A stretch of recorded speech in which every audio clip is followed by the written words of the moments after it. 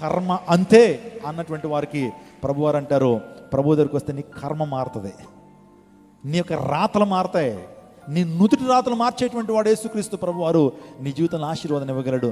And mother Teresa ఎలా వచ్చింది, Bob Pierce ఎలా వచ్చాడు, నెల్సన్ మండేలా ఎలా వచ్చాడు, ఆ తర్వాత మార్టిన్ లూథర్ కింగ్ జూనియర్ ఎలా వచ్చాడు, మహాత్మా గాంధీ అహింస అనే సిద్ధాంతాన్ని ఎలా ప్రవేశపెట్టాడు, సర్వేపల్లి రాధాకృష్ణన్ యేసు ప్రభు అనుచరుడని మనం మాట్లాడుతున్నాం. ఇలాంటి గొప్పవారందరూ రైట్ బ్రదర్స్ ఎలా వచ్చారు, విమానం మీద వెళ్ళిపోతున్నారు. ఈ రోజున విమానం మీద వెళ్తున్న రైట్ బ్రదర్స్ నిజంగా బైబిల్ గ్రంథాన్ని ఆకాశ పక్షులను చూడండి అని దేవుని లేఖనం చదివారు వాళ్ళు.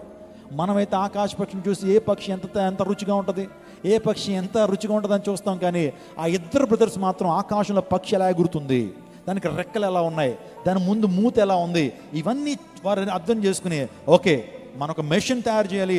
ఆ మిషన్ ఎలా ఆకాశంలో గురుత్వాకర్షణ శక్తిని మించి ఆ యొక్క మిషన్ వెళ్ళాలని ఆ రైట్ బ్రదర్స్ ఏం కనిపెట్టారు, మీరిద్దరు చూస్తున్నారు, ఆర్విల్లీ రైట్ అండ్ విల్బర్ట్ రైట్. మీరిద్దరు ఒకటి ఇద్దరే ఏం కనిపెట్టారు తెలుసా, వీళ్ళిద్దరూ ఒక పాస్టర్ గారి పిల్లలండి.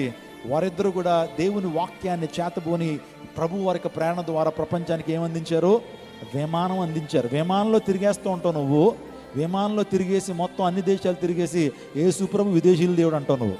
విదేశీయులు కనిపెట్టింది ఏది వాడకుండా అది అనాలి. ఆయన గారు ఫేస్బుక్ వాడతాడు, యూట్యూబ్ వాడతాడు, ఆ తర్వాత ఇంకేంటి ఏమంటే ఫోన్లన్నీ వాడేస్తూ ఇంగ్లీష్ మాట్లాడేస్తూ యేసు ప్రభు అమెరికాలో దేవుడు అంటాడు. మాకు చాలామంది దేవుళ్ళు ఉన్నారు ఇక్కడ, బయట దేవుళ్ళు మాకు వద్దని చెప్పి చాలా అవివేకంగా మాట్లాడేటువంటి యూట్యూబ్లో ఉన్నటువంటి కొంతమంది తయారవుతూ ఉన్నారు. ఈరోజు ఒక మాట నేను చెప్పనండి, దేవుడు అనేటువంటి ఒక ప్రాంతానికి పరిమితంగా ఉండడు, ఆయన ప్రపంచానికి ఆయన దేవుడై ఉంటాడనే విషయాన్ని మీకు జ్ఞాపకం చేస్తాను.